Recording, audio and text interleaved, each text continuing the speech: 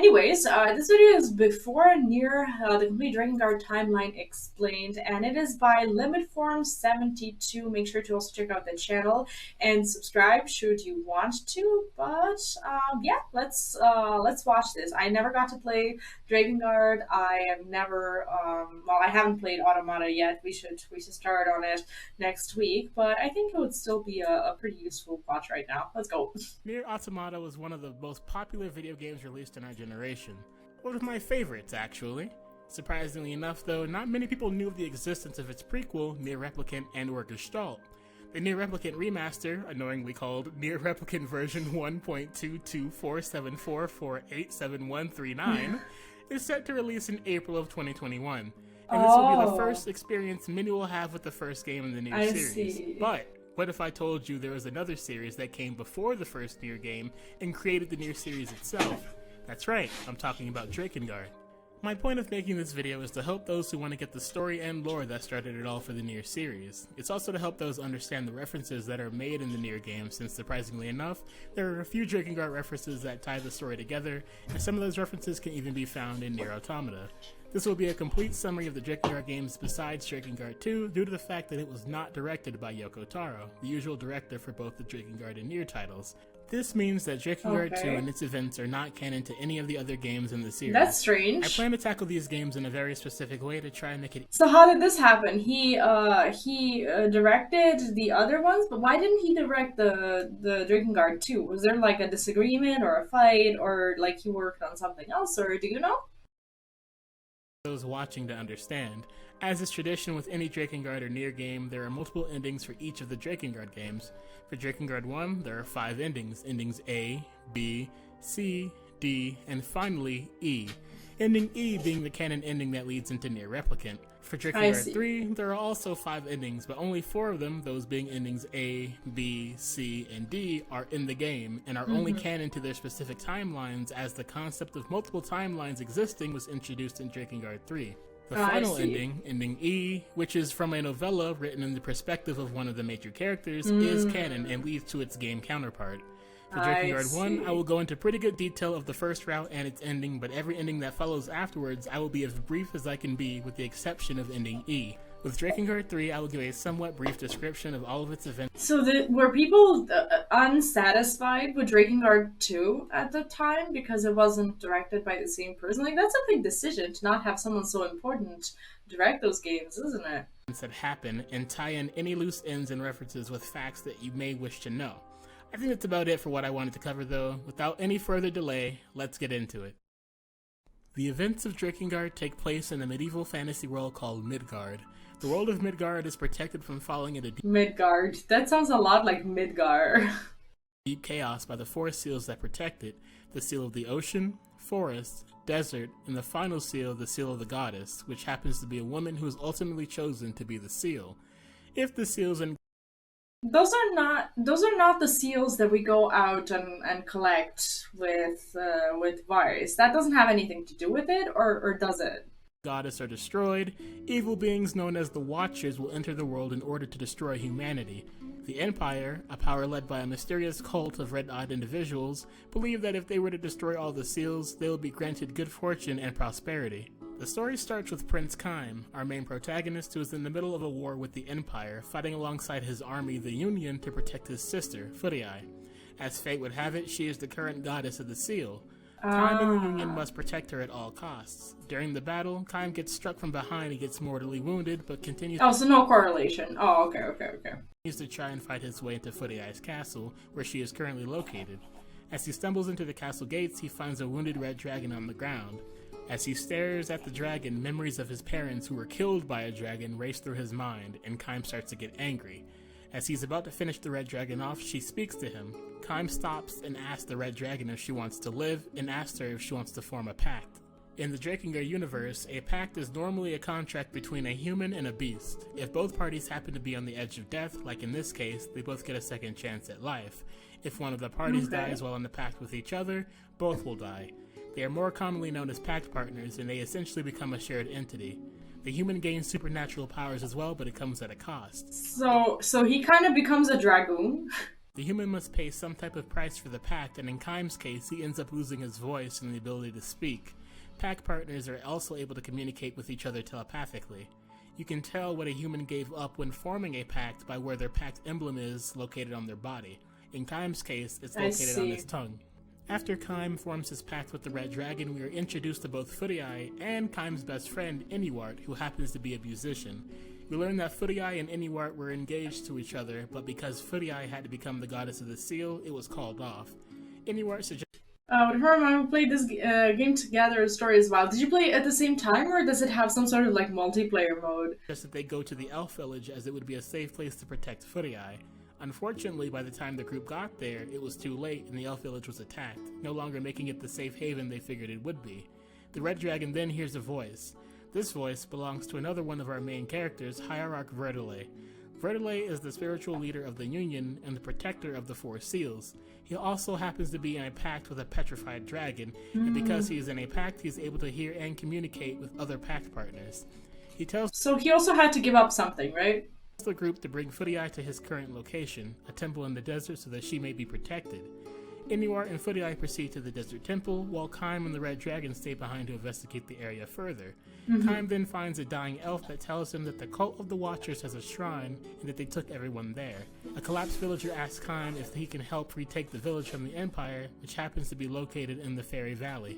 Kaim agrees and goes off, but not before we are introduced to probably one of the most controversial characters in all of the Drakengard series, Leonard.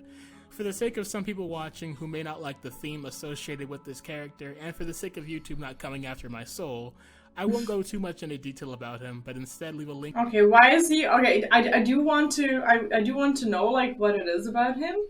It was a single-player game, and I'm not big kind of fighting stuff, so we play the game sharing together, and one dies lose 12 controls. Oh, I see. That's actually the most fun way to play. I played a bunch of games like that with my friends back in the day when, like, I don't know, I would visit a friend and we would only have, like, one PC, or vice versa. Those were really fun times. Link in the description that explains this character in more detail. The long and short of it is that Leonard is the man that lives in a forest with his 3 younger brothers because his parents were killed by the Empire. While Leonard was away from his home for various reasons, he came back to see that his 3 younger brothers were killed.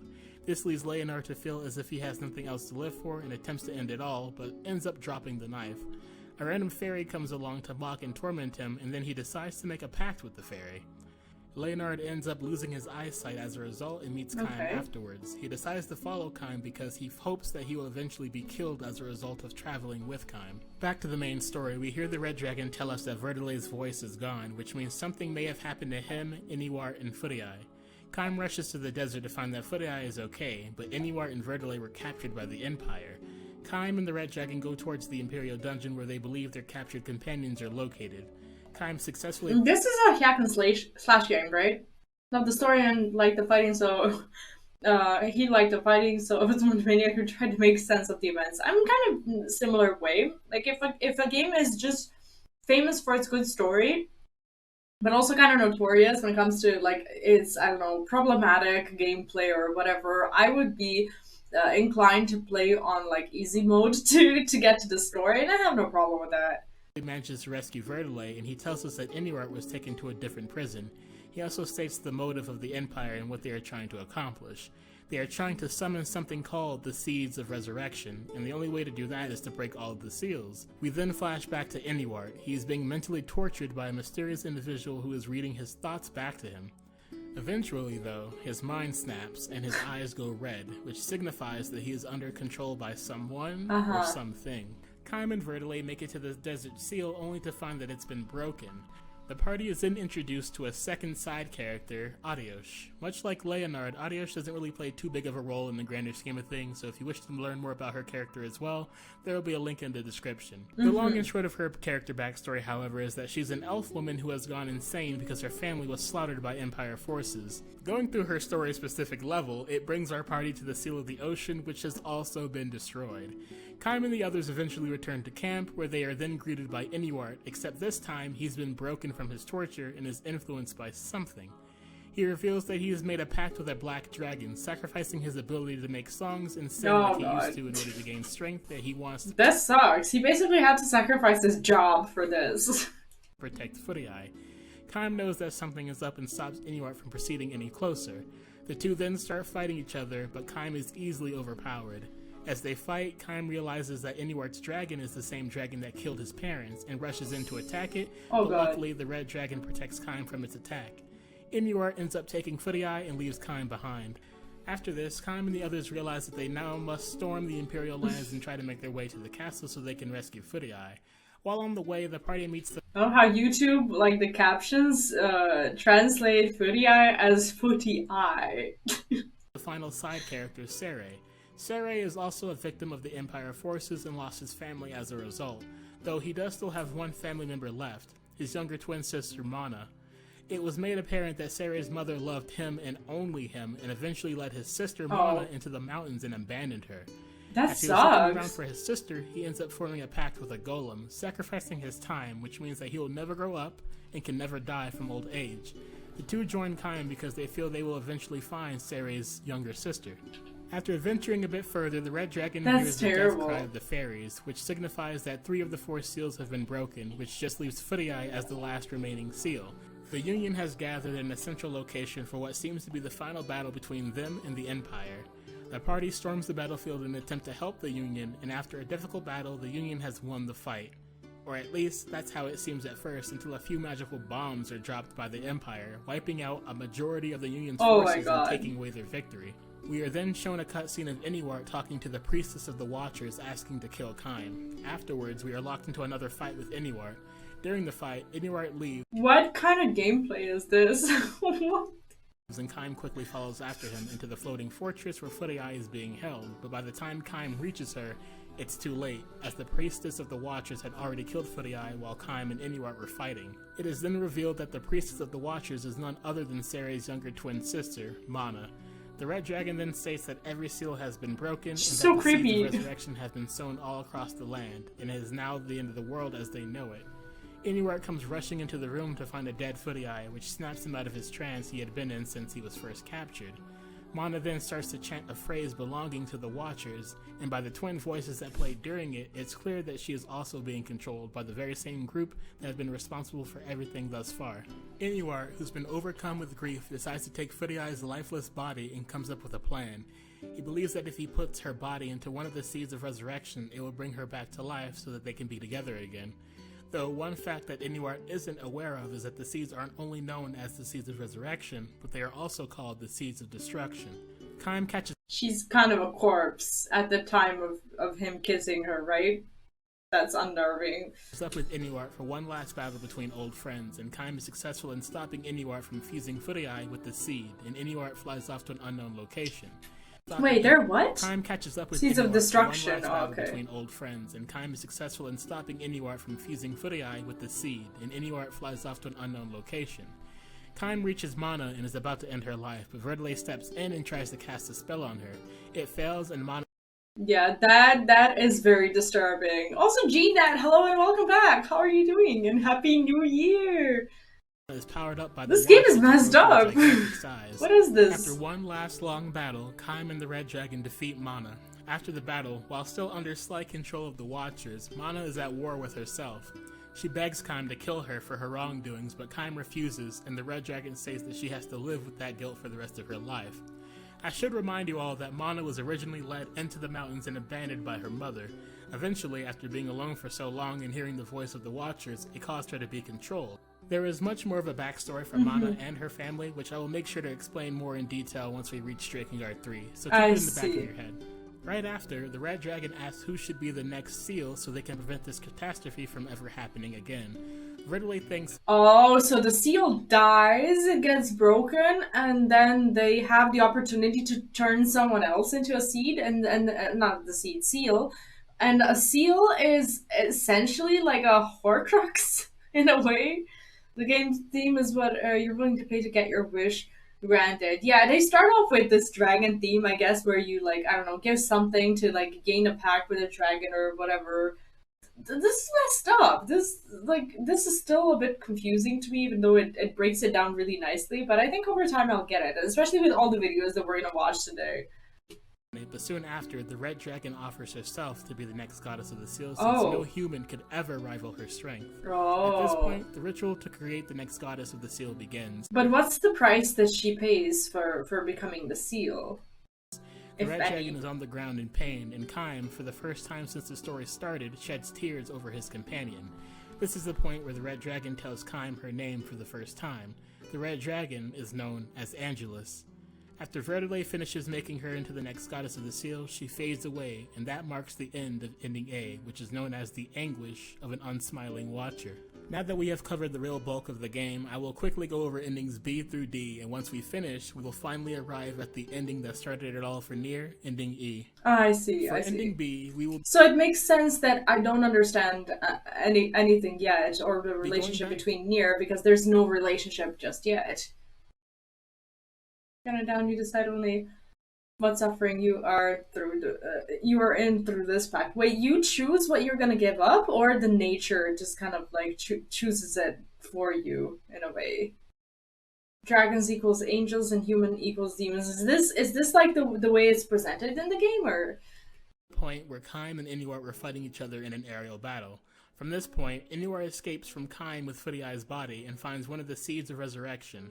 This time, he's successful in putting Footy Eye's corpse into the seed, and while everything seems to be going well, a monstrous Footy Eye emerges from the seed and kills Inuart. It seems that if a human is put inside one of the seeds, they are turned into a monster whose sole purpose is... So he saves her, puts her in the damn flower, she resurrects herself, and then kills him. That stinks! ...is to wipe out humanity. The final battle for ending B is between Kaim and his monstrous sister, Footy Eye. Kaim ends up victorious, and as he stands with his sister's corpse in his arms, he realizes that the fight between him and his sister isn't exactly over yet because the seeds have made multiple copies of the monstrous Footy Eye. This is ending B, Flowers for the Broken Spirit. Now this ending takes a little bit more explaining as the localization of one of the scenes was messed up a bit, translating it from Japanese to English. Luckily, Kaim makes it to where Footy Eye is being kept before she is murdered. Mana starts to speak, and it seems that what she is saying is what Footy Eye truly feels of her position as a goddess, but also tells her true feelings about her brother.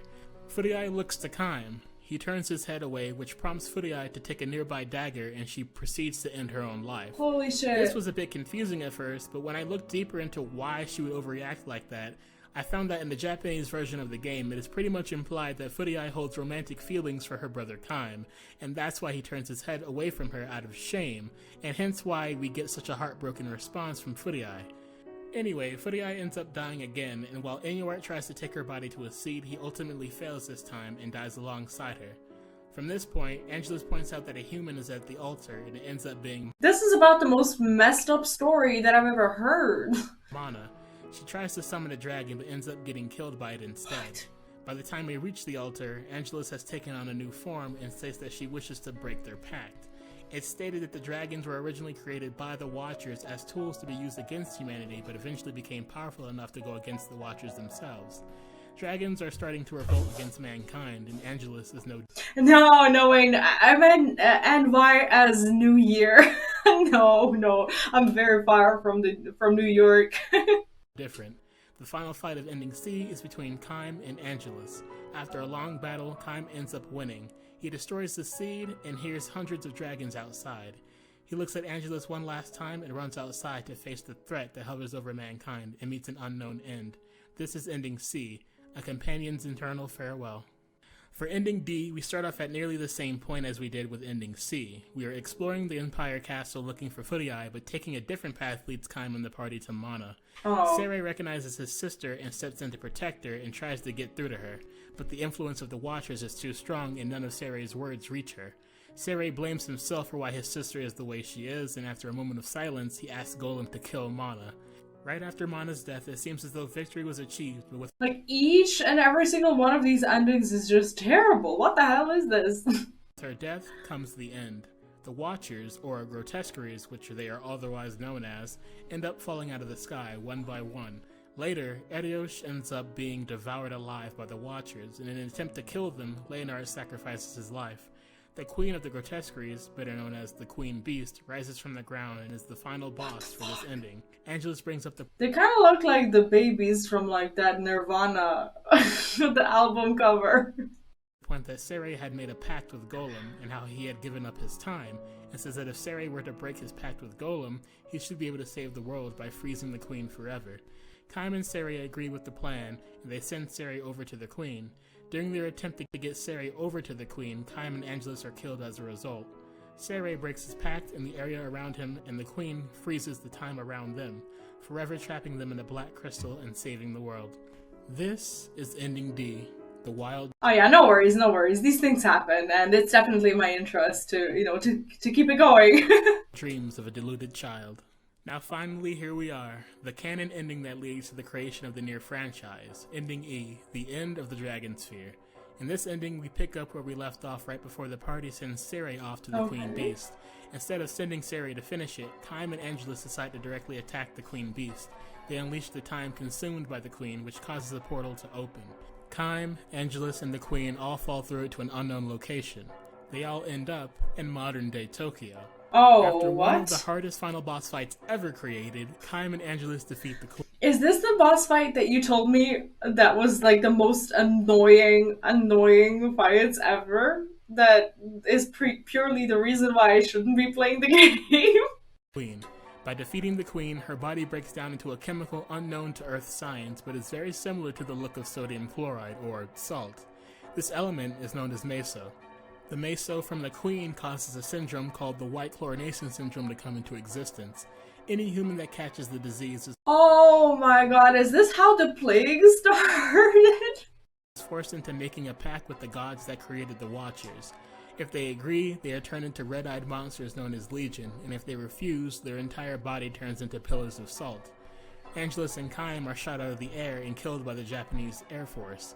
While it is unknown what happened to Kaim's body, Angelus's body ends up being impaled on Tokyo Tower. That is insane. That is actually so wild. Only to be retrieved and stored for research purposes by the Japanese military afterwards. The last thing I will leave you with, so that I can give you some food for thought, is that the source of the red-looking magic in NieR is a result of the meso used from Angelus's body that they later experimented on.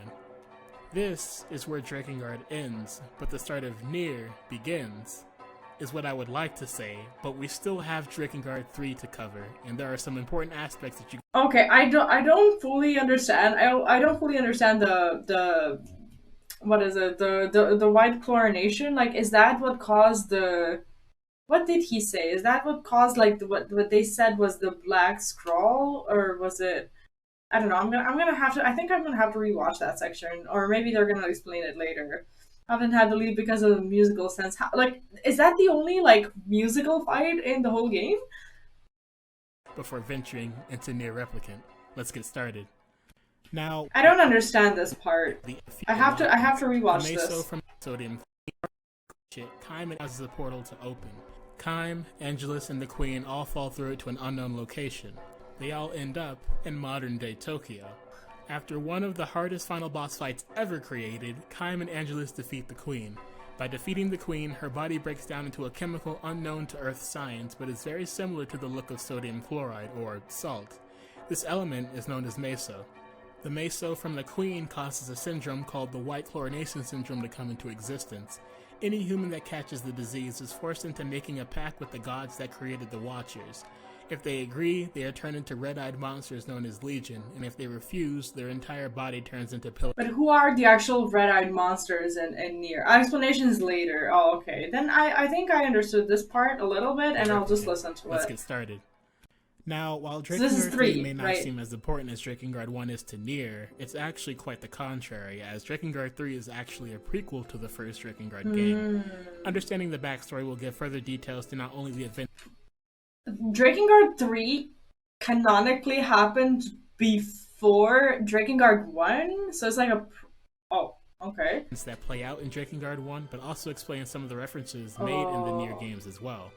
Let's start with our main character, Zero. Zero isn't actually her real name, but her real name is unknown. Zero grew up in a very abusive home with only her mother. For some reason or another, Zero never blamed her mother for her cruelty towards her. Her mother then sold her off when she was a child to prostitution.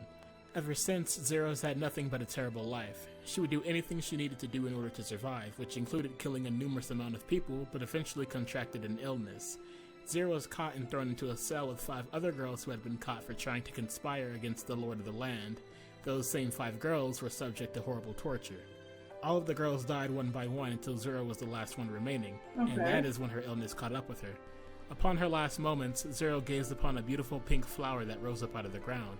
Zero eventually dies, but the flower revives her by taking root deep down inside her. Zero became a tool of destruction due to the influence of the flower and how it wanted to destroy humanity. It's short as a NieR raid with the black and white waves, but only as a shooter fight with a catch in the end. So basically, they made a little bit of a replay, but okay, I get it, I get it. Oh, and Wayne, don't worry about it. These things absolutely happen. No worries. It then gave Zero the power of an intoner. An intoner is a godlike being that possesses magical abilities through the power of song. Later, Zero attempted to destroy the flower by ending her life, but that resulted in the flower creating 5 more intoners based on Zero's memories of the 5 girls that were in a cell with her and splitting Zero's powers among them. Holy shit. Those are called 1, 2, 3, 4, and 5 respectively. Zero sees the creations of her intoner sisters as her own fault, which is why the main events of Drakengard 3 revolve around Zero trying to kill all of her sisters, so that she may rid the world of the flower that aims to destroy humanity. Oh. Zero eventually finds a dragon called Michael. While enemies at first, the two get closer with time. Zero's aim in trying to find a dragon is simple enough. It turns out that the dragons and the flower are deeply connected with each other, and that the only way to get rid of the flower from the world is through the power of a dragon. Once Zero has killed all of her sisters, it will be Michael's job to kill Zero in order to rid the world of the intoners and the flower once and for all. This is when Drakengard 3 begins. Zero and Michael team up and take on the 5 sisters. Things don't end up going well and Zero loses her left arm. Michael also ends up dying but reincarnates and is renamed to Mikhail. In defeat, Zero and Mikhail go into hiding for a year before attempting to face the sisters once again, and it is then decided that like, how many sisters did they catch before this happened? She will go over the sisters one by one. This is where I will dive into Drakengard 3's endings and what they end up being canon to. As far as ending A goes, Zero successfully kills all of her sisters. Oh, so it's purely biblical. I see. Dies, and Zero is killed by one's clone that she made by sacrificing one of her ribs, except this clone is a male, who we will refer to as Brother One for the rest of the video. Okay. After killing Zero, Brother One goes on to create the cult of the Watchers in the image of the dead intoners, and ends up masquerading as one herself. This ending leads to a manga called Shi ni Itaru Aka, and follows Brother One in the result of a world with just his cult and a single intoner. You may also be thinking to yourself that One and Brother One look suspiciously like 2 other Drakengard characters we know, and you would not be far off the mark, as the characters Seirei and Mana are descendants of Brother One. Oh, I see. Okay. When you play Dance as a Revolution where one should talk to display mid-fight and you only have sound to deal with. That sounds like a horrible boss fight. Thanks for not letting me play it. While it's not exactly important to know that little tidbit of information, that's just one of many references made within these games. As I have stated at the beginning of this video, none of the other in-game endings of Drakengard 3 actually connect to Drakengard 1, but soon after the game's release, a novella for Drakengard 3 called Drakengard 3 Story Side is a novelization of the game and basically recaps all of the events that happened in the game from the perspective of Brother 1. This novella details the 5th branch, that being ending E, that directly connects Drakengard 3 to Drakengard 1. It also covers and gives more detail on different aspects of the series, such as the cult of the Watchers, packs, and the seal system that was used in Drakengard 1. I also stated near the beginning of this video that this was the game to introduce the concept of multiple timelines, which explains the multiple endings that the games have. There is a central character who is introduced in Branch C of Drakengard 3 who is aware of the multiple timelines. This character's name is Accord. She is an android whose job it is to record the goings-on in all the different timelines that occurred during the events of Drakengard 3. Funnily enough, Accord is mentioned in NieR Automata in passing as someone who supplies the weapons at the Yeah, I was wondering about the rib, like if that was like another one of the references. Shop in the Resistance camp.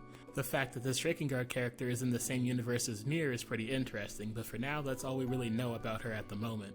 There are other instances in Drakengard 3 that raise a lot of questions in the minds of people who have played all of the Yoko Taro games. For example, in ending D of Drakengard 3, Zero has killed all of her sisters, so she lets the flower bloom within her.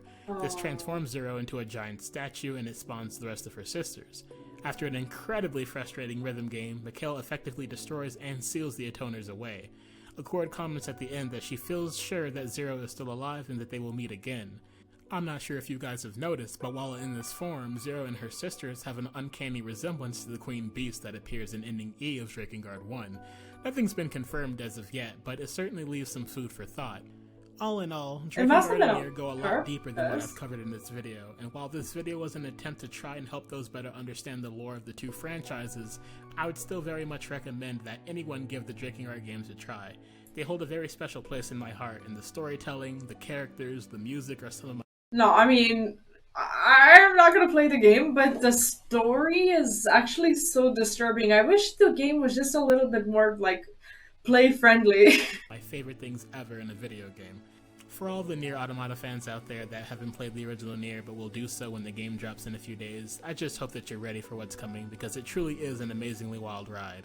I hope it was a help to those out there for what this was. I tried to cover all the more important things that I figured people should know, but also left a lot of optional things out so that people still have a chance to go back and play these games if they so choose, and encounter new things as a result.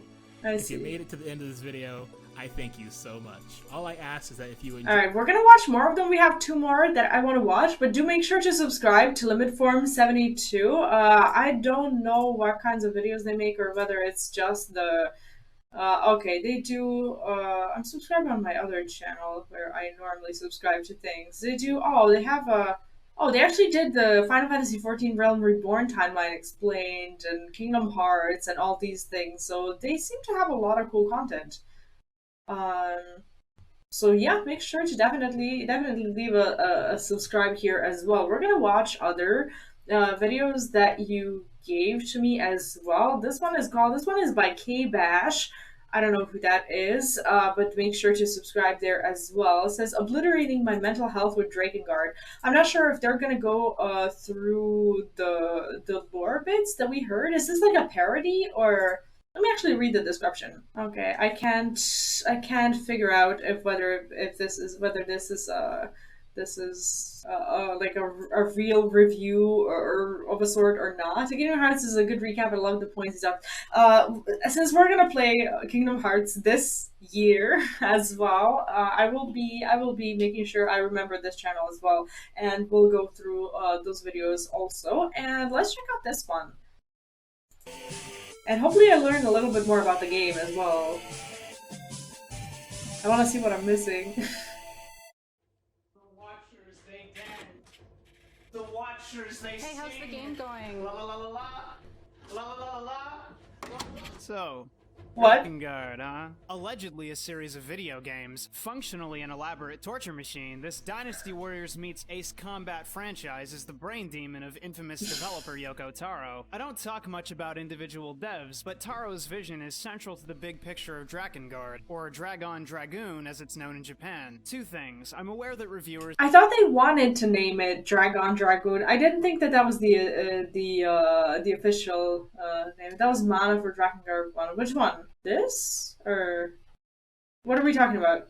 Or Dragon Dragoon, as it's known in Japan. 2 things. I'm aware that reviewers have a tendency to imply that a single dev is responsible for a game, and I know Taro is not the sole writer for the games he worked on. But we're focusing on Taro for expediency because, frankly, it's time to face the music, sir, for your crimes against voice actors. What will the verdict be? Oh, but I just love getting sweaty and sticky.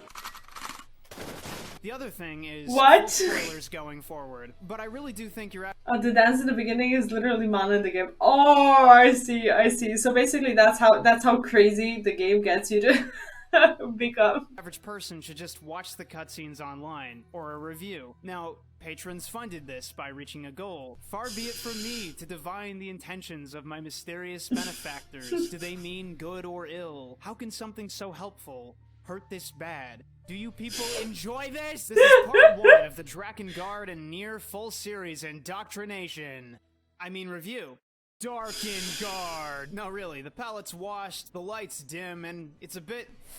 yikers. In parallel dimension Europe, where goblins, fairies, elves, and trolls are kept in check by a mostly united Europe, the continent is plunged into chaos as the good-aligned Union faces an evil empire. Oh, and the United Nations of Europe rebranded... Oh, so they have... Okay, so they have red eyes because they're controlled. I don't think they showed me this particular cutscene before, but now it's a lot more clear.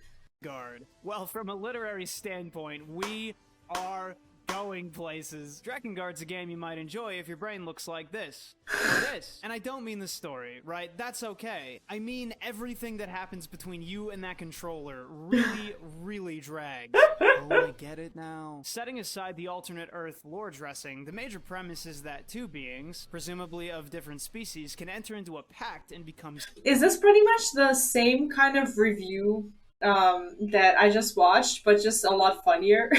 soul bonded. Apparently it can heal you of your wounds. Apparently you can pull your soul out if you want to. Apparently a lot of things, because the full extent is never explored or explained, and it's mostly ignored for the sake of convenience. How's that literary standpoint going? Places, I hope. The game intros with a boring battle, but really begins with a pact between a young murder boy and his dragon. If only it stayed that simple. The game flows between several segments in any given chapter. Somehow, nigh oxymoronically, its strength is varied gameplay, though it's known for repetitiveness. Except, in truth, it's comprised of small break sections and the meat. Turns out the meat's a real thick ribeye, and you gotta tenderize that juicy bastard exclusively with your gamer thumb. This stuff kills me. Talks about the problems of the game gameplay and Drakengard 2 just for review. I see.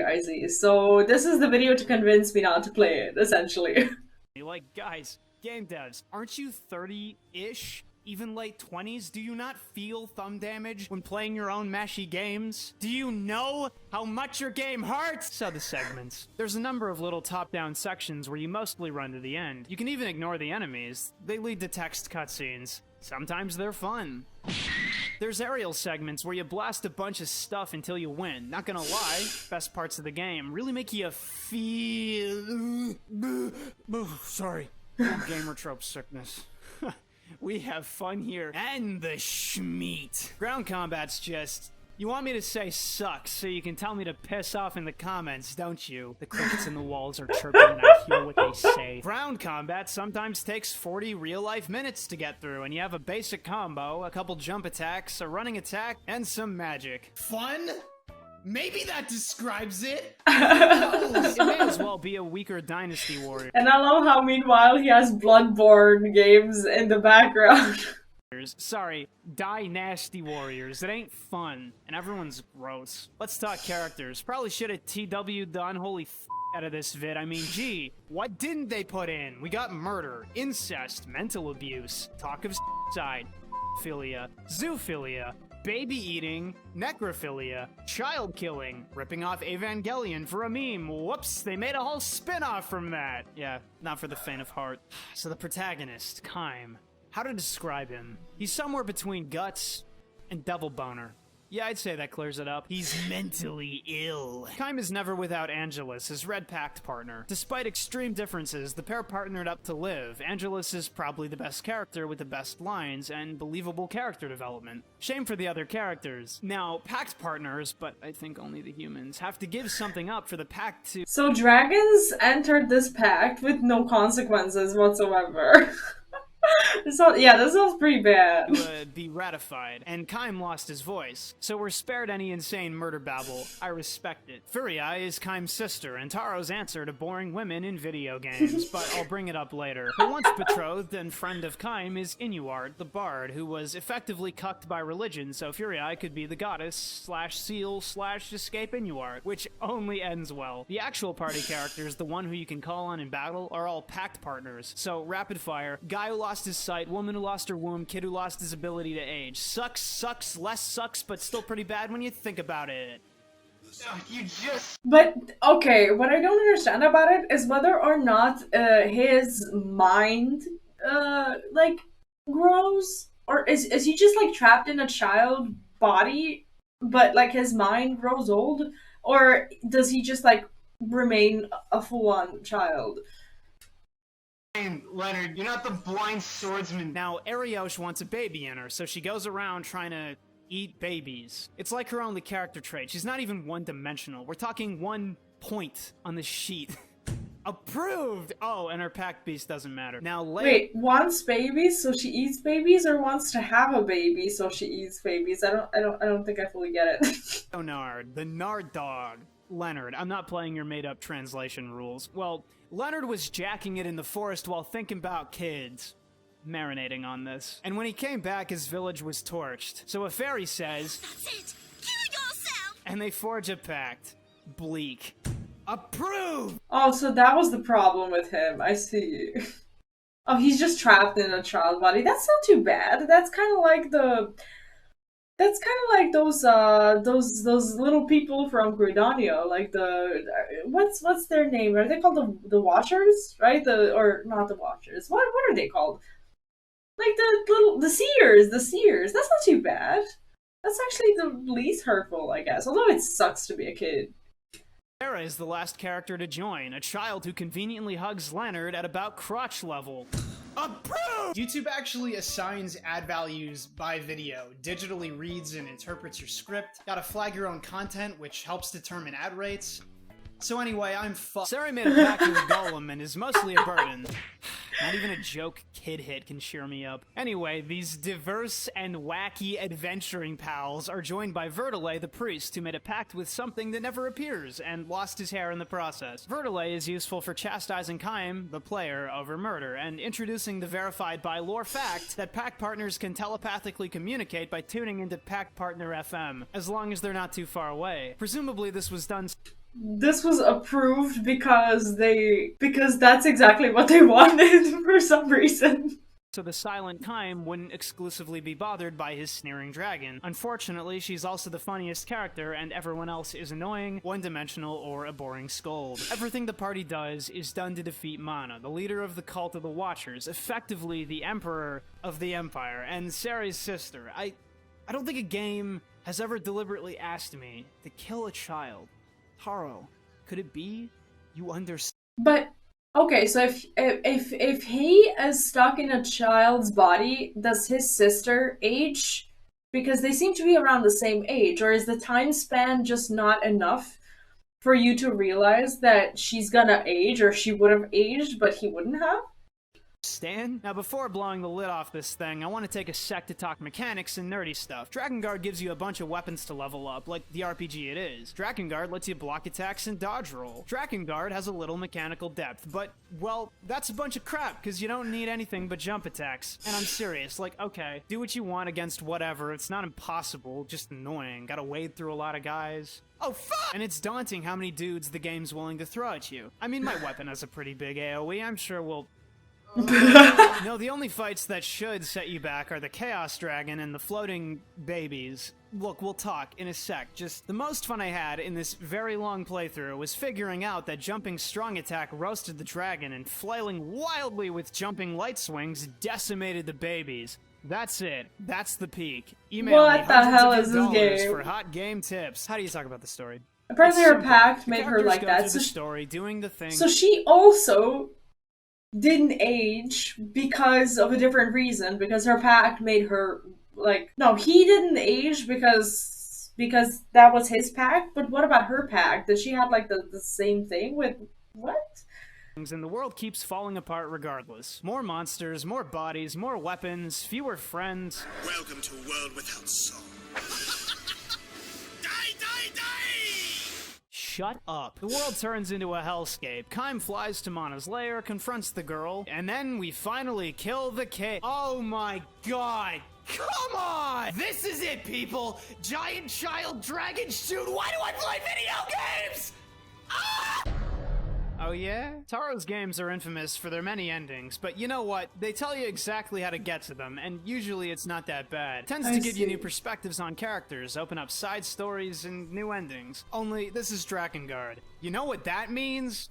What do you mean Kaim's killing kids? They put child... Well, technically he's not immortal, as they said. He just can't die of old age, but from what I understood, he can die. He's not immortal, is he? soldiers in a video game, and he's killing them? Someone approved this? Okay, it says here that Furry Eye never loved Inuart and only really loved her brother. I didn't know you could even have incest in video games? Bah, typical English censorship. Oh, don't do that! Jeez! Oh my god. I wonder if these are actual like voice reactions as he was playing through the game. We doing this for real? Yo, mulch that pasty dish-faced cretin! Okay, we got floating stone babies. Careful, Ariosh. There's way too much cholesterol in those babies. Oh! Yo, is she the Gregnant? Is she the Gregnant? Oh, I need to collect every weapon in the game and level them up to unlock the final ending that spawned near. Oh. Hey, pull up some random LP and link them in the description. I wonder what the patron goal for this was. I hope it was worth it. I did that. That was me. I did that! You know, as a newcomer to Taro's creative vision, I was struggling to understand the purpose of the work. I'm not trying to call the guy a hack, obviously, but I have questions. Taro has fans, and I mean Taro, not just Drakengard, because of his creative vision. So let's talk. The game's got emotional moments, not many for me, but the ending with Angelus that demonstrated character development, you know, that was a vibe. The game has little details like stories for each weapon, even breaking down different sections of the chapters into verses, infusing song or poetry into the aesthetics. Every part of the universe seems alien and unknowable. It sucks the player in wanting to know more, maybe because it plays Like, how long does it realistically take to get all endings? Is this like a 100-hour game? with subjects beyond anything a normal game would broach, maybe to get to the next insane bit of dialogue. And despite Taro's obvious interest in dark subject matter, the canon ending is hopeful. Part of me wants to read the story as cynical and unlovable. Each party member was more or less devoid of meaningful development. It's almost like they were made to be unsatisfying one-note facets of contrarianism. That is, many are trope subversions, but they barely rise above it. And yet, here's a fairly charitable take on a file who gets spiritual redemption via self-sacrifice for the world. I think And funnily enough, he gets devoured by babies. What? Taro wanted to convey a universe that was fundamentally damaged, maybe beyond repair, but worth preserving regardless. There's something in that. Okay, let's make this a speed bump, like a fat raccoon you hit going 90 on a 40 at night, and you'd feel bad, but it turns out the raccoon was the DMC reboot. So Taro was screwing around at Square one day, making a lot of noise as usual, and they took his toys away while he wasn't looking. Very poor sportsmanship overall, fellas. Let the boy have his toys. Taro was busy with other projects, and Drakengard 2 got handed to some other guy who probably doesn't even— Okay, so this is what the other video didn't actually explain, because we never got to hear what the Drakengard 2 was about. I don't think. And have a fan. Jeez. So he got credited as the video editor and was creatively involved, but didn't get final say on the whole. At first I was mystified by fan dislike for this one. I mean, I'll tell you straight up, I didn't find the first game uniquely compelling. Like, yeah, it's the most, wow, really? They did what? Game I've ever played. It's inherently remarkable, but between gameplay and story, I struggled to love what it was. Feels more like Buddy got away with murder than penning the next great video game, but after playing this, Drakengard 2 improves the gameplay in a few places, tanks it in others, and more or less tears the limp, skewered spirit of the series out through its throat, and parades— So it overall got a lot less, and was just like a slightly better gameplay, but like less impressive story? it around for fun. It's a tortured shell of its former self. The scenario is super simple. Same world, but nearly 2 decades older, and this kid, no way, is definitely a normal human. And that guy definitely isn't a bad guy. Anyway, the bulk of the plot is a slow turnabout narrative. What if the bad guy the good guy? What if the good guy the bad guy? What if I cared? Some of the gameplay shakeups are missing, and we're left with the big old schmeat levels and the flying segments. The flying is touchy and gets extremely annoying and difficult by the end. The first game didn't put too much in the air that could earnestly trip you up, but believe me when I tell you that this time, they're packing heat. I'm sorry, fighter jet? The ground levels, though. You know, the last game wasn't great. Drakengard 2 I love how he also seemingly like recorded himself as he was playing, and there's like these moments of him getting so frustrated. For puzzles and platforming, and none of it is really hard, but that for sure does not make it good. Most of it's spent whacking dudes, which feels cleaner overall, and jump attack supremacy still applies. But it's still pretty stiff, and the dash attack's gone. That was half the fun of the last game. Still, every level's a micro content piece. They don't usually drag forever. The major shakeup is party members, cause Noe isn't talented and can't swap on a dime between different pieces of metal, so you'll rely on your friends, often temporarily. Can so you play as find them? a good sword, and don't worry too much after that. They're actually set up so their unique weapons pulverize very specific enemy types, so they're always useful, and you don't need to invest too hard. So the characters. Oh yeah? Just like that? See, Mana didn't die in the canonical ending. She was kept alive to atone for her crimes that she really didn't have much say in. She was corrupted by superhuman deities and abused by her mother. But go off, Kime. Hold that little pap smear to account. That's justice, baby! So the entirety of the evil empire was divided into districts and subjugated by the Union. Mana included. You can imagine where that ends up going. Noe himself is a total bummer. I mean, really, Kime killed kids for sport. Kime drank the blood of the innocent. Noe fights poverty people and just rambles, justifying his awful class traitor behavior to himself like, boo boo boo, justice, I think, boo boo boo boo. Shut it up, bitch! Legna, imaginably clever, guys, is extremely important, but not yet. For now, he's the only rational and witty character, as it goes. Unfortunately, the majority of the characters just... whatever, man. Eris is a lawful stupid paladin type who just can't believe that Noe would end up siding with the oppressed and running off with that blonde hussy. Really, Eris? Really? You can't believe that this young man would run off seeking warmth? Why lawful good isn't very endearing in this case? Gizmor, the head of the justice doers, is literally just evil. It's really feeling like this plot of like Drakengard 2 is a bit more bland and has like, I don't know, little to nothing to do with like the original, except for like that mana thing. Everything else seemed like a little bit like, I don't know, unfamiliar, I guess. Evil. Like, he's got a semi-compelling backstory, but he's played up so cartoonishly evil, any sympathy kind of melts away. Mana's a great character, a more filled-out version of what we originally got, until she goes stupid. The gods love children who love gods. That's why I'm loved, even though I'm such a bad girl. And Yurik is here. Oh, What? he's back in Drakengard territory. His secret is so diabolical, you'll never believe what they put in this time. Yurik might be gay. Like, as though that could even matter at all. So daring. Granted, I'm sure for some weirdos that was a whoa moment, you know, respective to the time period, but like, I'm sorry. So that was the most spicy thing that they put into the game. Tried to replicate the problematic topics, but tamed down. Yeah, it feels a lot more censored than like the first and the third game for sure. Leonard. Well, this doesn't sound at all like Drakengard. Where's the connection? Where's the crazy stuff? Don't worry, turns out Kime's back with Angelus, and they're both totally deranged. And we're gonna undo their characters for the sake of drama. I clap. I applaud. The bravery! And all these idiots do is waltz about the land undoing the seals that require human sacrifice to uphold, killing a pile of idiot pack partner generals in the process, who...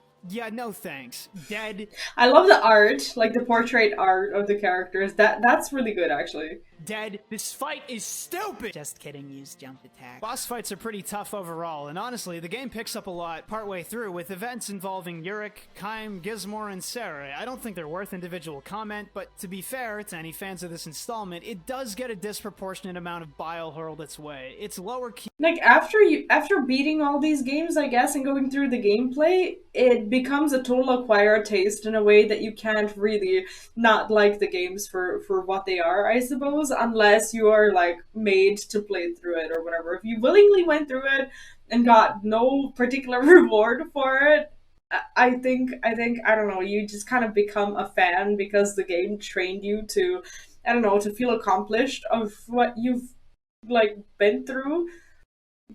And, I don't know, proud of it, and somehow you, I don't know, enjoy the torturing experience and you just become a fan? How does that even work?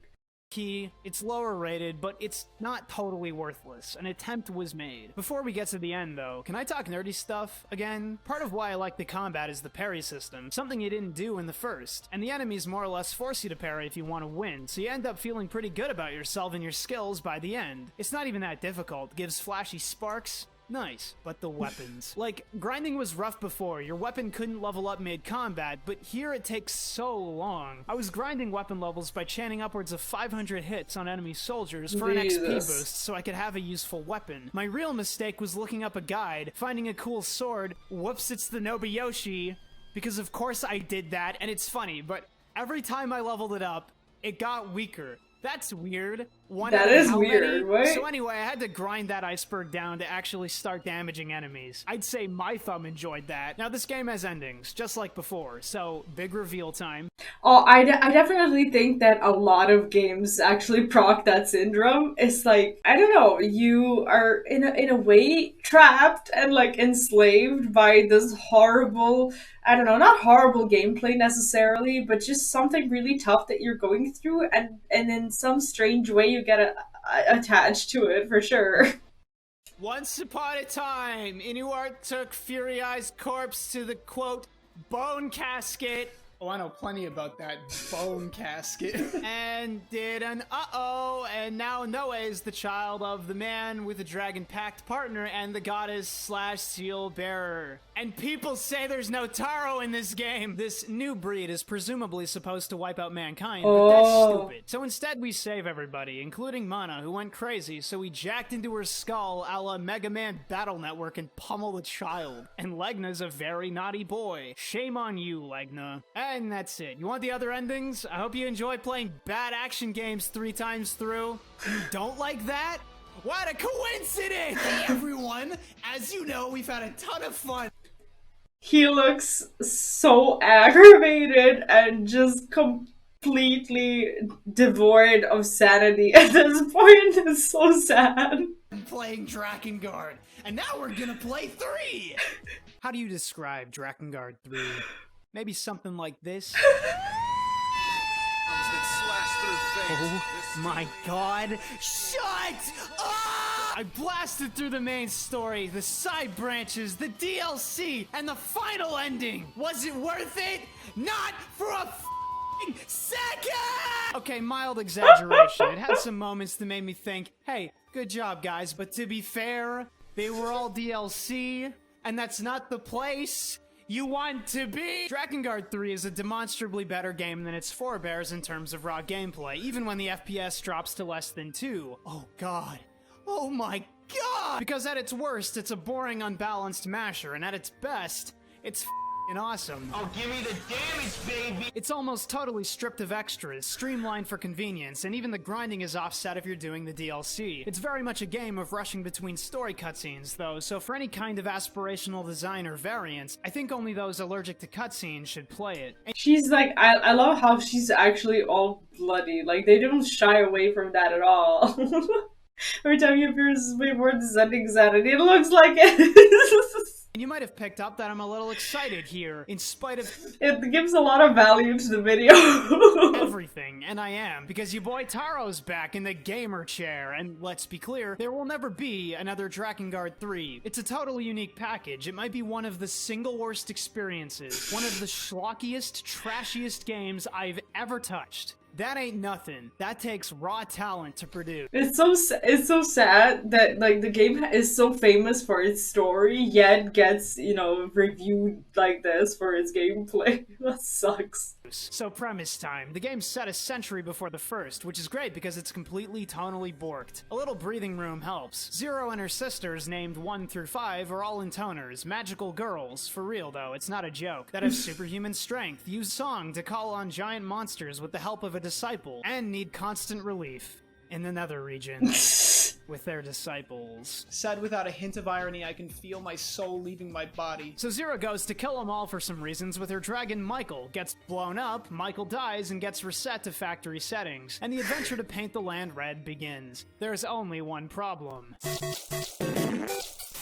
Mikhail, the young Michael, is very baby. Gameplay. So you do a lot of levels back to back. They're exactly one notch tighter than the levels of yore, probably because of the walls, but they get old quick. The color choices are sometimes okay, but the game's a lot to look at, like overly bright, minimal contrast, way too many effects, and splatters. Yes, you can turn the blood off. No, you can't cure the performance. On occasion, you ride Mikhail. These suck like bad Star Fox levels. Great. This reminds me of those, I don't know if you've ever played like Warblade. Do you know like those meteor showers that like when you swallow this one buff and then you have like this mini game where you have to avoid the meteors, and if you like go through all the meteors you receive like a bunch of like points and stuff. It's exactly this way. Fantastic. Alternatively, you can ride him in a few levels, and it controls surprisingly well. It's pretty meaty and fun. Of course, you collect weapons, but getting back to basics, Zero uses them all herself. Occasionally, you're forced into the spear and the chakram in the main game, and the fists are a welcome change of pace. God, I never get tired of that. Oh, and your friends. Friends. We're gonna have to talk characters now. What happened, guys? Used to write semi-compelling cardboard. So what happened, guys? You know, credit where it's due, I like Zero. She's awful, just reprehensible in almost every way, but she gets development. We get to see the snark screen evaporate a few times. Not bad. Mikhail is literally the only consistent force for good in the story. He's a charming character, except for the totally unnecessary wyvern racism that we're chalking up to dragon blood memory. Kind of a blemish on a non-cynical element, but I respect the need for dimensions. With those So the dragons are racist towards wyverns. Amazing. disciples, though? Dito, Five's disciple, horny for blood, guts, gross and sadism. Dorito Boy's a direct subversion of his uwu soft boy appearance. It's not terribly endearing. Decadus, Force disciple, a middle-aged brawler and perfect gentleman, except for the endless, unbearable masochism grunts. Okay, that's enough! Would you quit? Scent, Two's disciple, an annoyingly attractive man and perennial idiot, only likable with DLC. Hard pass. And Octa, the disciple with the biggest member, known for nigh exclusively gets caught putting it in every depraved place and literally measuring his art mid-battle. Also, he's 22 and intercourse aged him. I'm so unbelievably tired. What? They're all awful. They had the chance to make compelling characters. He's 22 and intercourse aged him? Is that real? What the fuck? With stories. Show's awful. Spoilers, they're just doves made human. It almost makes sense that they're one-dimensional idiots, but damn. And it gets in the way. There's a couple scenes where it's obvious Zero feels totally isolated in the world. I love how, like, no matter what kind of characters they are, I love these videos because they actually make the game sound interesting. Doesn't count anyone among her friends. You almost feel something for their loose camaraderie, which, like, she goes around murdering their pump pals, so realistically their relationships should be somewhat strained. And they blow every last bit of goodwill on Pulitzer. I need 72 straight hours of before I'm ready to go for combat. Worthy. As for the rest, it's just, how did NieR... Like, would I even get away with streaming these games? Probably not. and Drakengard 3 come from the same creative vision. The actual events of the plot here almost don't matter, and certainly any importance is blurred by the constant alternate endings. Like, you can be sure that whatever character you're focusing on is gonna bite it in at least one of the endings. You watch so much awful crap happen to these people. You have to go online to figure out what's canon and what's just for fun. The entire game deliberately tanks the general integrity of Drakengard's convoluted but constantly dark conception. The translated cried blood making this. Oh, I bet. You might as well chalk the story up to cutscenes. It's good for a watch and a laugh, but the constant vapid nonsense, fourth wall breaks, total annihilation of every character in different ways. I don't get some epic Kino feel, as the youth say, right? I'm feeling like nothing matters. And that's the last place you want to be. You could say it's in line with Drakengard 1, cynical on the face but hopeful. I just think the fountain's too riddled with blood piss. Oh, they actually have like little tattoos on their faces, like 1 to 5. That's adorable. And come to enjoy the drink. Unless you like that kind of thing. Maybe you're thinking, but you said combat, sometimes fun. Yeah, well, by the time you're past the main story, the difficulty jumps in weird ways. A lot of it is easy, no trouble, but sometimes, what? See, you figure that jumping aerial into dash cancel beats like 90% of the game, and you do that forever. Oh. Honestly, any enjoyment the gameplay brings fades by the end, as you constantly run through old areas, doing more menial tasks and fighting the same like 8 or so mini-bosses in increasingly annoying combinations. The saving grace is the DLC, which coincidentally costs too much money for far too little and is— How much is the game anyway? is generally speaking comprised of reused assets. But let's not lose hope. I haven't talked about the Intoners yet, and their DLCs kinda matter. So let's go. 5 gets a little more backstory. She's not just a food and crazy sister creeper, she's got questions about the nature of humanity and happiness, but just ends up eating a giant crab. Oh, yes.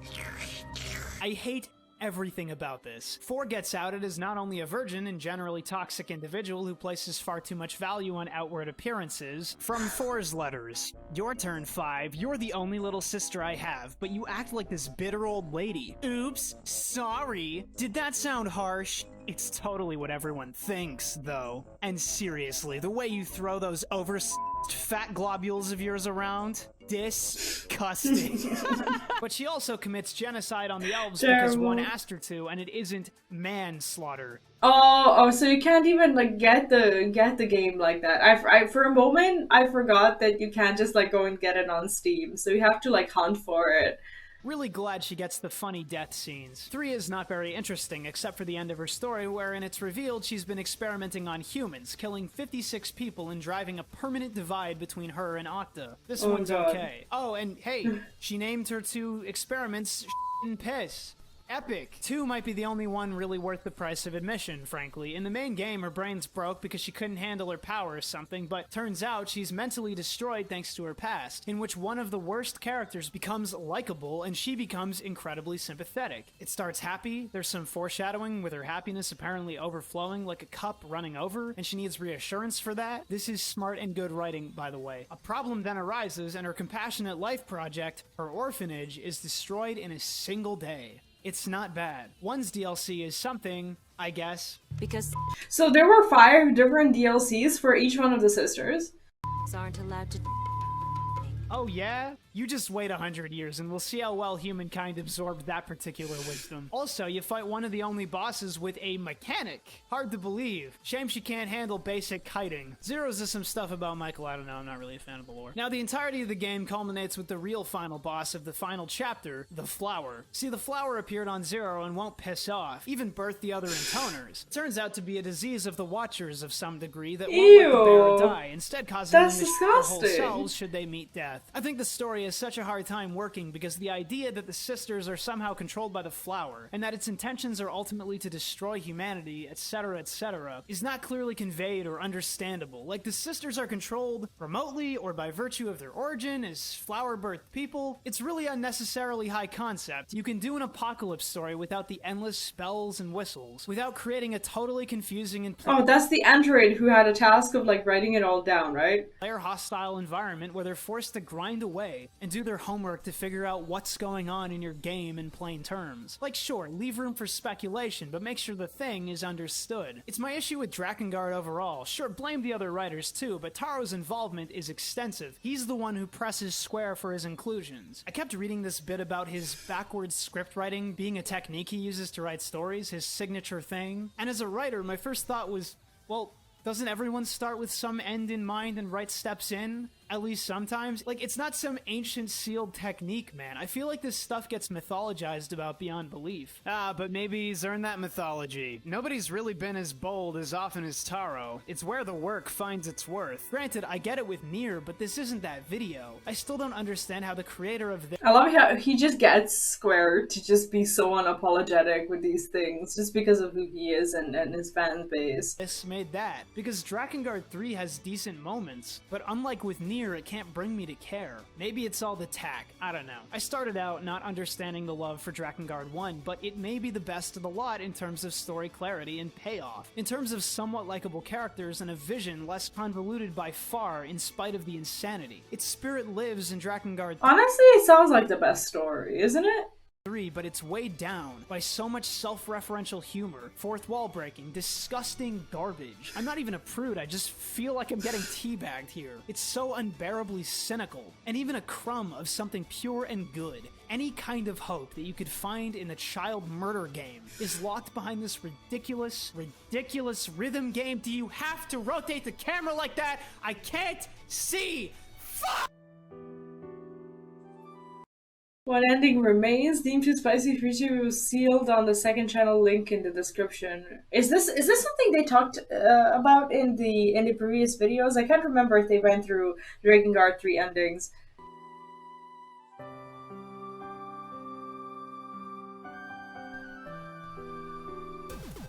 Hey, it's K-Bash. Special thanks goes out to my $4 patrons, whose names are on the screen. The show's on its way somewhere good.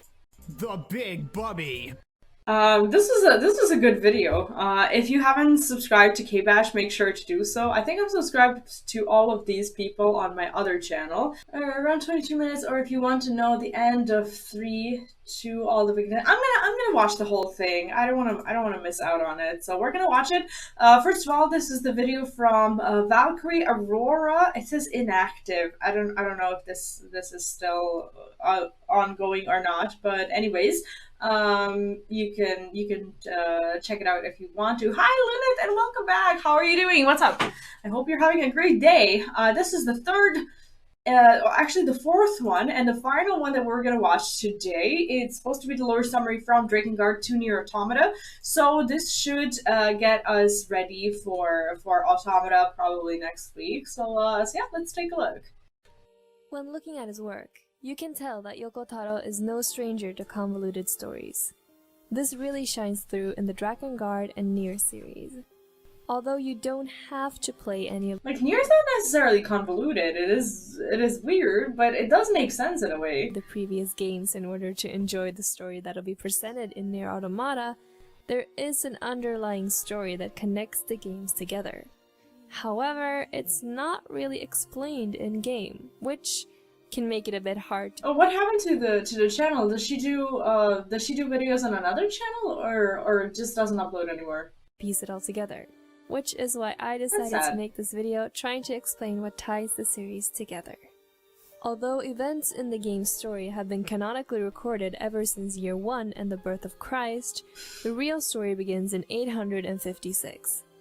A giant earthquake shakes the Iberian Peninsula, and lots of weird occurrences happen throughout the entire world, including a giant metropolis rising seemingly out of nowhere in just one night. This incident shakes the entire world around and is dubbed the Great Disaster. I see. The event brought both powerful dragons and otherworldly beings known as Watchers. That's a shame. Like, I mean, sometimes there are reasons for people, you know, stopping with content creation, but it's always sad to see really good ones go to the world. It also caused the multiple world divergence phenomenon, which is a phenomenon that occurs when a chosen group of sentient beings come together, which in turn then causes a timeline to split. The dragons wreak havoc in the following years, destroying entire empires. In 865, Europe casts aside the concept of individual countries in order to come together and form Midgard. A cathedral city is made in Midgard. Thanks for dropping by, Luna. Have a great day. And an institute known as Pythagoras Institute is formed, where Midgard's nobles and intellectuals come together to study both the Great Disaster and the other strange occurrences. Is this stream really laggy? I had another person today asking me that. I think it should be okay, but do try to refresh. I don't know, some people said that it was a little bit laggy, some people said that it was fine. I think it should be okay. I'm not seeing a reason for it to be laggy, but if it is, let me know. Taking place in the world. In 981, a girl is born. She suffers through a tragic childhood, having been sold off to child prostitution by an abusive mother. The girl wasn't given a name by her mother, which leads to the people at the brothel referring to her simply as Usubeni, meaning light crimson, based on the color of her eyes. After an unsuccessful heist where she is betrayed by another girl from the same brothel, Usubeni is captured and brought back to the brothel only to kill everyone in the facility. She then flees to another town where she happens to run into one of the brothel's regulars. He offers Usubeni a place to stay, but after she contracts a contagious illness, the man does everything he can to get rid of her. She kills the man in self-defense before he can sell her off to prostitution again. Usubeni goes on with her life, now a numb and merciless killer. During one of her later killing sprees, her illness gets the better of her and she is captured by guards. Usubeni is then placed in a cell together with 5 other girls who are all subjected to horrible torture. They all die one by one, and Usubeni is eventually the only one left alive. But it doesn't take long for her illness to catch up with her. Yeah, I think it might be your Wi-Fi, because since one other person told me about it, I've been having my YouTube and my Twitch open, and I think I'm fine. I'm looking at the footage right now, and it should be okay, but let me know if something happens. And soon, she's on the brink of death. In her last living moments, she sees a beautiful flower rise up from the ground. In 995, the cathedral city is struck by an explosion accidentally caused by the Central Magic Institution. Witnesses to the explosion say that the debris formed something akin to a giant flower that covered the sky. The explosion is what causes the mysterious flower to find its way to Usubeni. Her body is brought back to life by the magical flower, as it takes root deep within her. She is made into a magic weapon of destruction, as she is given the power of an intoner, a godlike being that It's still very hard to connect the games together, and I think maybe playing through Automata will help me with it, but the stories are really interesting. Manipulates magic through songs. Usubeni, feeling very upset about this, tries to kill the flower by committing suicide. However, this causes the flower to create 5 more intoners, creatively named 1, 2, 3, 4, and 5, splitting Usubeni's powers up between them in the process. She sees the creation of her 5 sisters as her own fault and sets out to kill them, taking on the new name, Zero. Zero goes on to search for a dragon who is powerful enough to help her destroy the flower and the rest of the intoners. She ends up making a pact with a dragon named Michael. Like, honestly, this sounds like such a cool story. It's too bad that the game is just like not recommended to play through.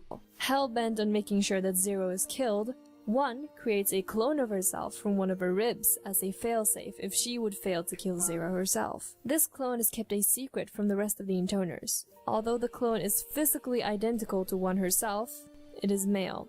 Here is where the events of Drakengard I didn't get that part begin. from the Zero first. and Michael team up to try and take on the 5 sisters, who have been traveling First across video. the world defeating numerous evil monarchs and are now being praised as heroes in Midgard. In the fight with the 5 sisters, Zero loses one of her arms and Michael dies, only to be reincarnated and renamed Mikhail. After their plan fails, Zero and her new dragon Mikhail go into hiding in order to prepare for another Does the new dragon have a different voice actor? attack against the sisters. Drakengard has 4 different endings in-game. Ending A, Ending B, Ending C, and Ending D. However, only 2 paths Male one lead is to other reference to entries Adam and Eve, but in this case, the male is created from the rib of the female. in the series. The game's ending A leads to a spin-off manga called Shi ni Itaru Aka, starring 1's clone. But ending A also leads to a collection of short stories known as Drakengard 1.3. It borrows a lot of the same characters from the game Drakengard 1, but it tells a different story. What leads us to the actual game Drakengard 1, however, is a bit tricky to explain. In 2014, writer Jun Eishima created a novelization of Drakengard 3's story with the intention of creating a link between the games, which means that no canonical in-game ending in Drakengard 3 actually leads to any other game in the series. The novelization Except for the fact that I guess she's the one who connected the 2 clones to be like the descendants. retells the events that took place in Drakengard 3 from the perspective of 1's clone. In the year 1000, Zero successfully kills all of the Intoner sisters, but Mikhail is poisoned in battle. In order to prevent Mikhail's death, Zero forms a pact with him to try and save his life. However, Zero is stabbed by 1's clone and dies alongside Mikhail. 1's clone then goes on to form the cult of the Watchers in honor of the dead Intoners, claiming the name 1 for himself and then posing as his dead sister. This is the game's ending A, and what ties in with the manga Shi ni Itaru Aka. 3 years later, a plague is taking over the world and monsters are running around freely, but the cult of the Watchers are fighting against them. In 1012, a system known as the Seal System is created by priests that were a part of the cult of the Honestly, I think this is the best video out of all of them. It's very it explains the events in such a good way. Watchers. They were created in order to seal away a great danger known as the Seeds of Destruction, to keep the world from falling into chaos, as anything that enters the seed will be transformed into a creature hell-bent on destroying humanity. One woman is also appointed as the goddess of the seal. Her job is to act as the guardian for the final seal. However, problems quickly arose due to jealousy being targeted at the goddess, and the founder of the cult, being one, the clone, not the dead intoner sister, is exiled. Whilst he is exiled, a disease that turns people into mindless drones known as the red eye disease infects someone related to the cult. They die shortly after having been infected. One meets a refugee. Yeah, her voice is very good. Named Rosa in 1024. 1 year later, Rosa gives birth.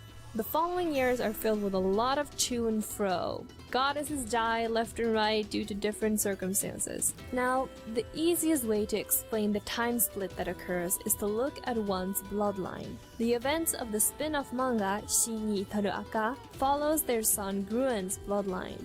Following along with Grenad's bloodline instead is what brings us to Drakengard 1. Grenad meets an unnamed woman and together they have one child. The child's name is never specified, but he or she then grows up and in turn eventually has a child named Ramia. Ramia then goes on and gives birth to twins Sere and Mana. Ramia's parenting is very inconsistent. She showers Sere with love but absolutely hates Mana, going as far as leading Mana out into the woods only to abandon her, which leads to Mana being found and taken in by the Watchers and worshipped as a high priestess in the cult. Now, the events of Drakengard 1 The problem begin. she The caused. protagonist Kaim meets and forms a pact with a red dragon named Angelus in order to protect his sister Furiae from being kidnapped by an evil group known as the Empire. Furiae is the 13th goddess of the seal, and the Empire wants to get rid of all the seals so that they can bring forth the seeds of destruction and call upon the Watchers to destroy humanity. Unlike the story of Drakengard 3, Drakengard 1 only has one path that leads to another entry in the series, which is NieR. A popular misconception is that Drakengard 2 continues on from Drakengard 1's ending A. However, this is not true. Drakengard 2's timeline is completely separate from Drakengard 3 and Drakengard 1's timeline, even though the setting is much the same. In all honesty, I am unsure why they decided to give Drakengard 2 its own timeline, but that's a question for another time. After the events of Drakengard 1's ending A, Furiae dies and her betrothed Inuart brings her to one of the seeds of destruction known as the Bone Casket. The Bone Casket is a special seed that's different from the other seeds of destruction. As the other seeds of destruction were placed on the planet by the gods, the Bone Casket is a seed that is used by the dragons who are fighting against them.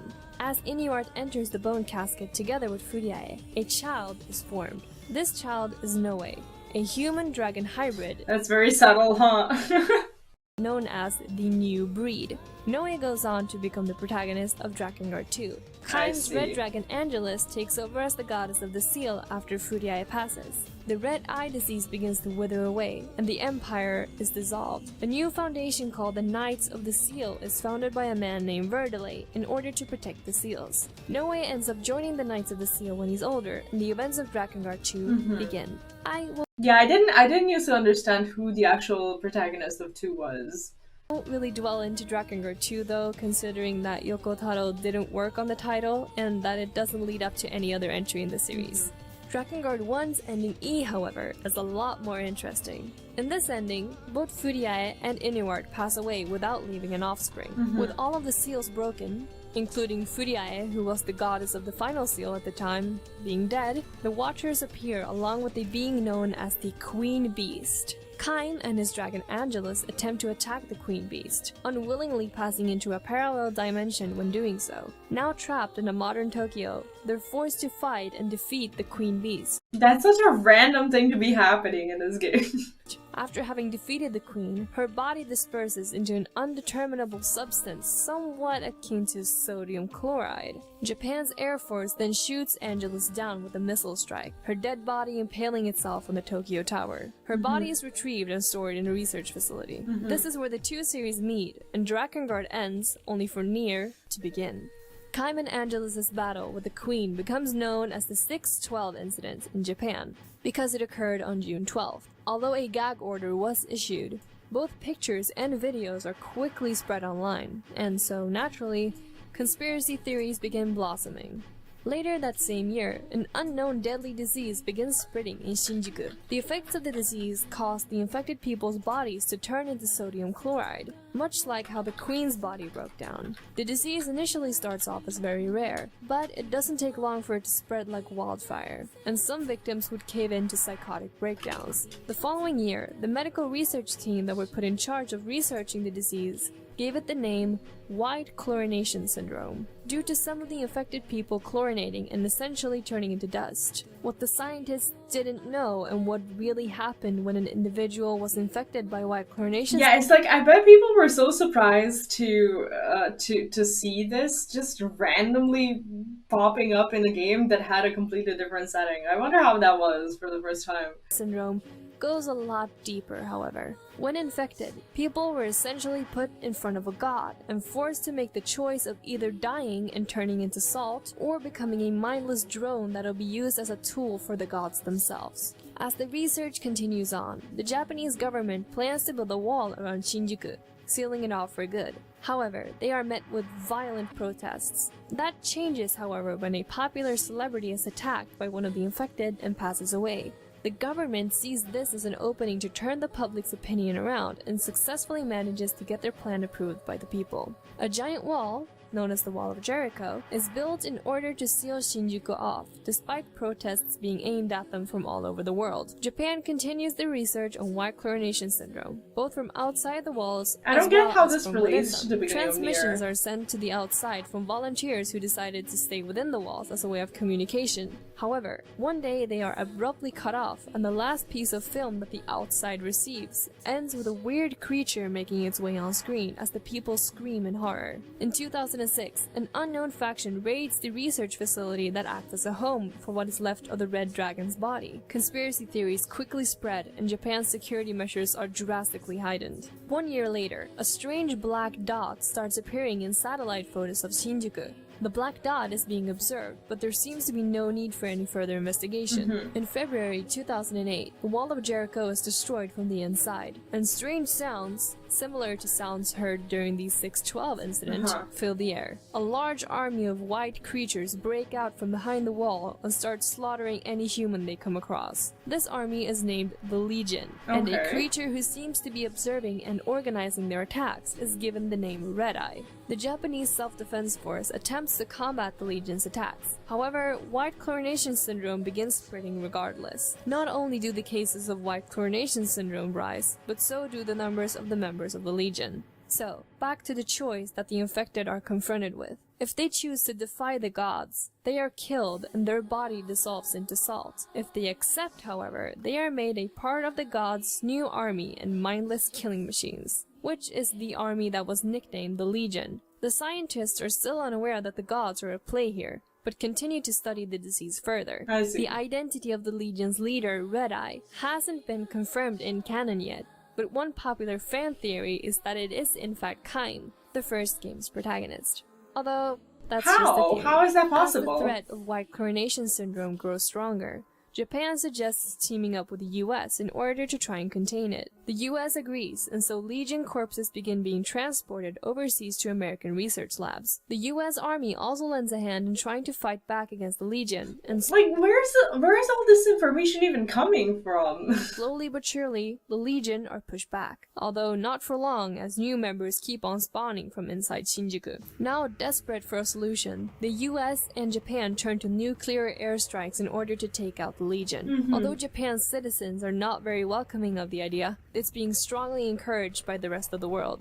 The bombings are deemed successful as no sign of the Legion is found within the country, and the butchered remains of Shinjuku came to be known as Ground Zero. However, the otherworldly particles are sent flying all over because of the bombings, and soon they've spread across the sea and reached China. In 2010, the first case of white chlorination syndrome is recorded outside of Japan, and the Legion shows itself again throughout different parts of Asia. It doesn't take long for white chlorination syndrome to spread across the globe, and so the research that is already being done is reinforced when the Legion's leader Red Eye is confirmed alive. Further research being done on the red dragon's body confirms the multiple world divergence phenomenon, and that both the red dragon and Kime came from a parallel world along with the queen beast. They brought otherworldly particles known as maso with them, which is what is causing white chlorination syndrome. A year later, the new research facility holding the remains of the dragon is attacked by an unknown faction, and Angelus's body disappears. In 2014, a project known as Project Gestalt is launched in an attempt to stop white chlorination syndrome from spreading. Utilizing the effect that the otherworldly particles have on the human body, scientists managed to successfully split. So that was effectively the disease that made them start Gestalt at first. I see. Okay. A person's body and soul apart, This is a good video. only for them to join back together at a later point. The process is dubbed gestaltization. The project is introduced to the public in 2015, but is rejected by the masses. A year later, in 2016, another project called Luciferase is developed, with the goal of slowing down the outbreak. Elite soldiers are injected with a drug known as luciferase. They are sent out into battle against the Legion, and although they do manage to battle them for quite a while, they are eventually wiped out. After more research, scientists find luciferase to be more effective when given to younger patients, which leads to the formation of the Hamelin Organization, an organization made for training teenagers whose bodies were compatible with the drug to fight the Legion. The Japanese government expresses displeasure against the amount of trust being placed in the Hamelin Organization by the military, and so the National Research Weapons Laboratory is founded with the aim of harvesting the energy of the otherworldly particles maso for the sake of weaponization. The Legion and the Hamelin Organization engage in fierce battles all over the world, and although the Hamelin Organization's reputation grows and a huge number of new recruits are waiting to join them, Japan's economy is struggling, and a majority of the country's survivors are taking refuge in Kyushu. The battles keep on going, creating gigantic gaps. Yeah, I didn't understand how historical the game is. Between the rich and the poor, not only in Japan, but all over the world. In 2025, the very first replicants are created. These so-called replicants are a part of the Gestalt process. They act as the solution in a case where a gestaltized soul loses its physical body. The experiments prove successful and Project Gestalt is making headway. Red Eye, leader of the Legion, is killed in Jerusalem in 2030 by the Hamelin Organization. Without a leader, the Legion is no longer able to coordinate their attacks, and they soon cease to be an actual threat. But this did not stop the rapid spreading of white chlorination syndrome. In 2032, there are still no signs of a cure for white chlorination syndrome, and so Project Gestalt is brought up to the public once again. This time, standing amidst the terror of the seemingly unstoppable white chlorination syndrome, the people agree to be gestaltized. Project Gestalt is popularized across the entire world. People allow their soul and body to be separated as they were put to sleep until they were ready to wake up once the pandemic was over. Androids are created as a means to watch over the project and keep it in check. The NieR project is also created the following year.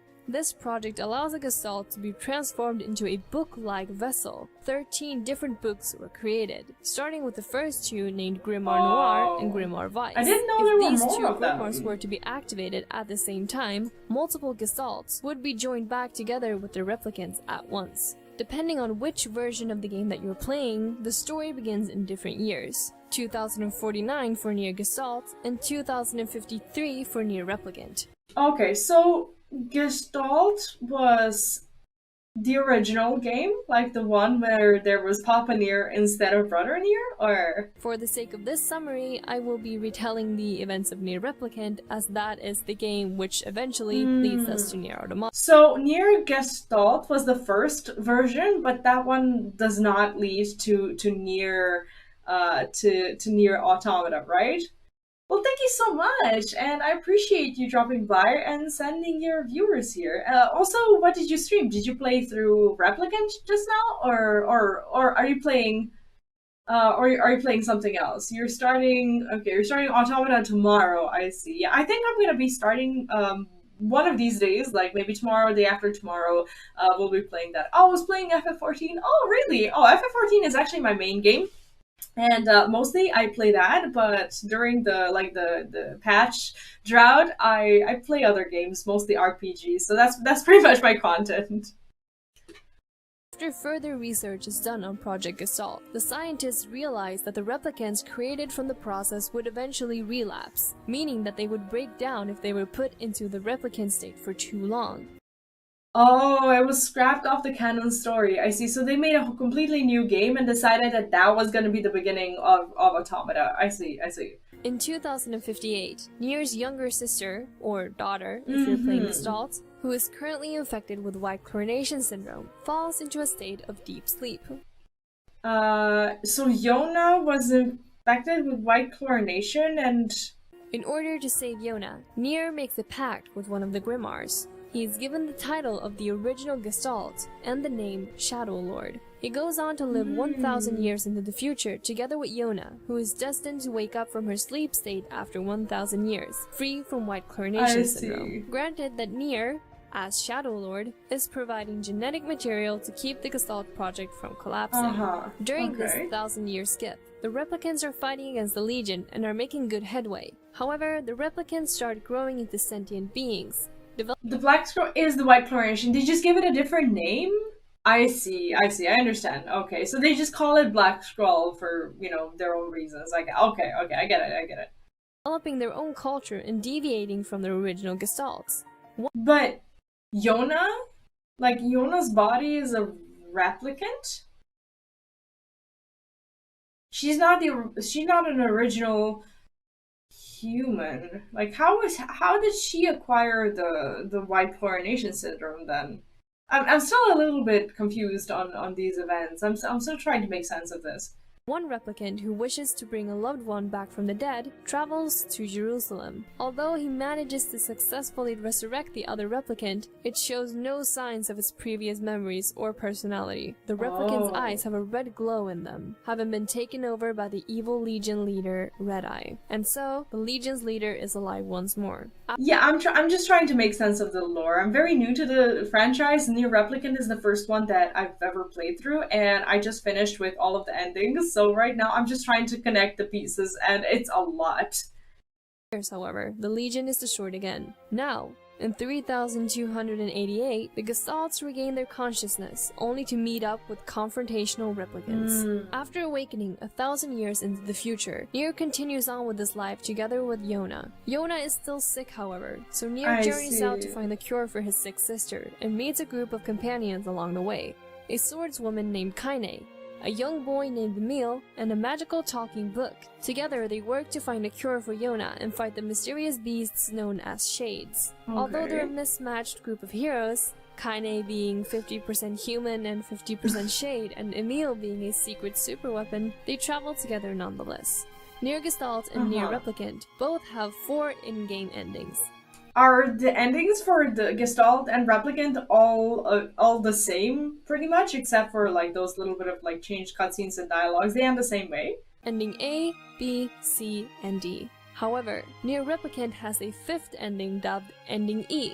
This ending is what leads us to NieR Automata. During Ending D, NieR sacrifices himself to help Kaine. He then disappears and no one remembers that he ever existed, not even Yona. However, because he was the original Shadow Lord, aka the one tasked with providing genetic material to stabilize the Gestalt project, NieR sacrificing himself leads to the destruction of all the remaining Gestalts. Continuing on from Ending D and leading us into Ending E is a novella named The Lost World. In 3473, that's the novella that you were talking mechanical tower in the middle of a forest known as the Forest of Myth, creating new replicants from the already existing ones, essentially making it the core of Project Gestalt. Here, she meets with a mysterious young man who refers to himself as the Overseer of the Forest. The Overseer claims to be of similar existence as the magical book Grimoire Wise, as he is able to control the lives of both Gestalts and replicants. The Overseer also states that the forest is a place where an ancient race of people studied something known as the demonic element, which is Maso,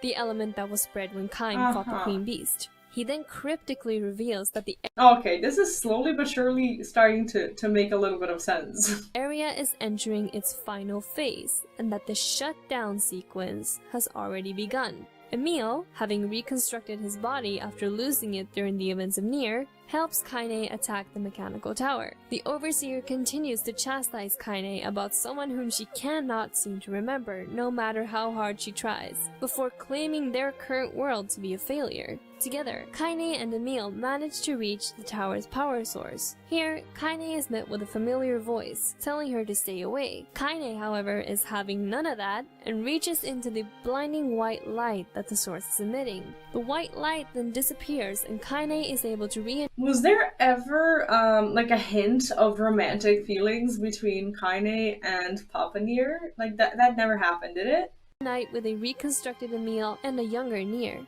725 years later, the last gestalt is destroyed. In 512, the planet is invaded by aliens, and the space war begins. Emil successfully manages to create over 85 million copies of himself in order to fight against the aliens. Machines are taking over the planet.